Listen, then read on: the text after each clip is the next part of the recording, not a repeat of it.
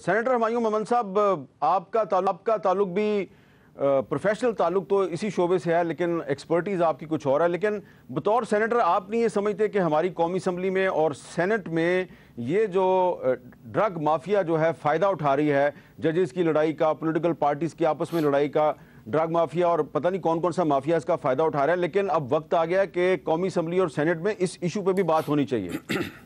دیکھیں حامد میر صاحب، آپ بالکل صحیح کہتے ہیں. یہ ساری چیزیں at the end of the day اگر آپ دیکھیں، ان کے پیچھے ہمیشہ کوئی ایسے پاورفل لوگ ہوتے ہیں جو شاید خود بھی پارلیمنٹ میں بیٹھے ہوتے ہیں یا وہ سٹرنگز کھینچ رہے ہوتے ہیں، اور دیٹ از ٹروتھ. اگر کوئی اس سے الگ بات کرنا چاہتا ہے تو پھر آئی ہمبلی ڈس ایگری ود دیم. مزے کی بات یہ، جب آپ اسٹیٹسٹکس کی بات کرتے ہیں تو سر ہم نے یہ دیکھا ہے کہ اگر فرض کرے کے پی میں 2007 سے 13 میں 18% تھا تو 2013 سے 17 میں 5% پہ کمی آ گئی تھی، مطلب اٹ وینٹ ڈاؤن ٹو 5%. اس وقت 7% پر ہے. پنجاب میں 25% پہ تھا، اس وقت 14% پہ ہے. اور لیکن پنجاب میں 15% سے 9% پہ آ گیا تھا 18 سے 22 کے درمیان میں. اچھا، پھر سندھ میں 25% پہ تھا، آج 15% پہ ہے. بلوچستان پہ 17% سے آج 25% پہ ہے. لیکن پرابلم کہاں آ رہی ہے؟ جیسے آپ نے کہا ہے، جو آپ کے نام کے پیچھے نظر آ رہا ہے کیپٹل میں 43% ہے.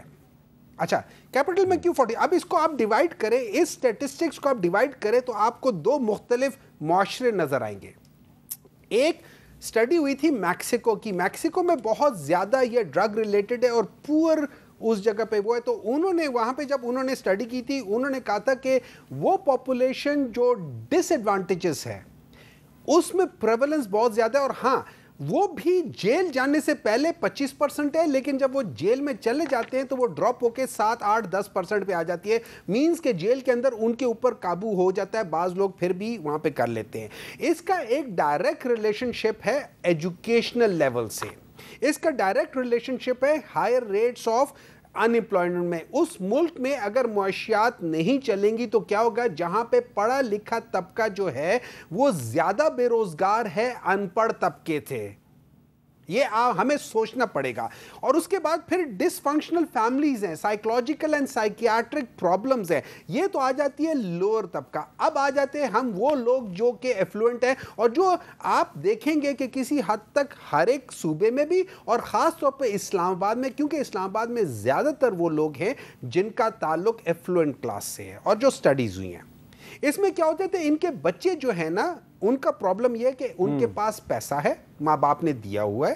اور یہ ماں باپ وہ ہیں کہ آپ کے اور میرے عمر اور ڈاکٹر صاحب کی عمر میں جب ہمارے استاد ہمیں تھپڑ مارتا تھا تو ہم اسے کہتے تھے 2 اور مار دو، میرے باپ کو نہیں بتانا.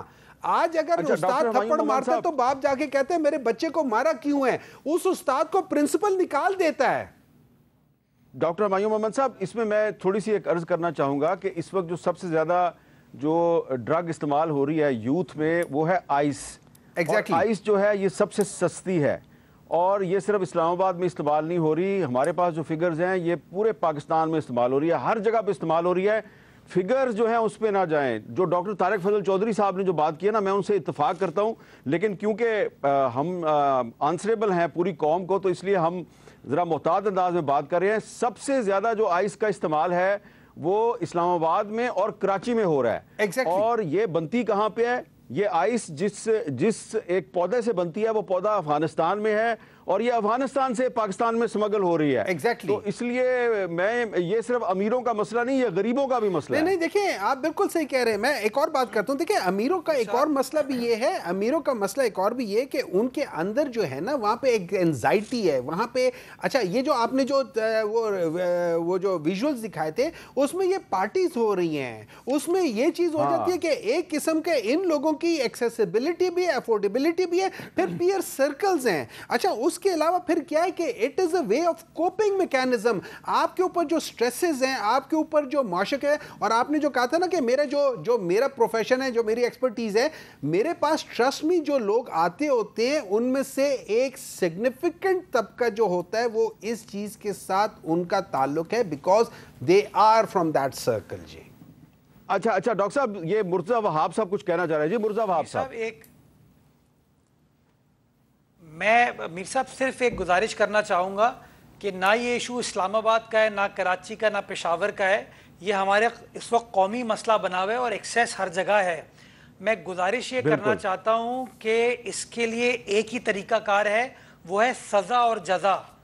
جب تک وہ لوگ جو ہمارے مستقبل کے ساتھ کھیل رہے ہیں، وہ جو سپلائر ہیں جو کہ بارڈر کراس کراتے ہیں، وہ لوگ جو یہاں کی فیکٹریوں میں اس کو بنا رہے ہیں، وہ ٹریڈر جو اس کو بیچ رہے ہیں، جو ہمارے کالجز میں سپلائی کرتے ہیں، ریسٹورنٹس میں سپلائی کرتے ہیں، جب تک ہم ان کو مثالی سزائیں نہیں دیں گے، آپ یقین جانیں ہم اپنی ذمہ داری پوری نہیں کر پائیں گے۔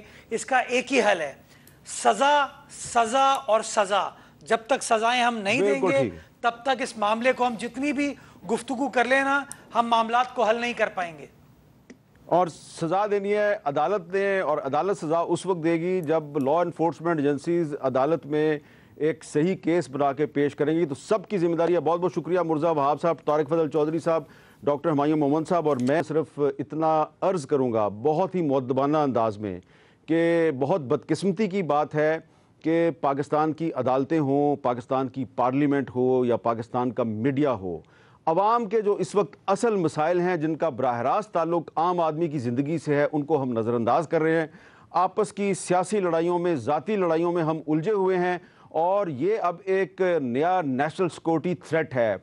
ہر سال پاکستان میں سالانہ 2.5 لاکھ نوجوان منشیات استعمال کرنے کی وجہ سے موت کے منہ میں جا رہے ہیں، لیکن جوڈیشری، پارلیمنٹ، میڈیا اس ایشو کی طرف توجہ نہیں دے رہا۔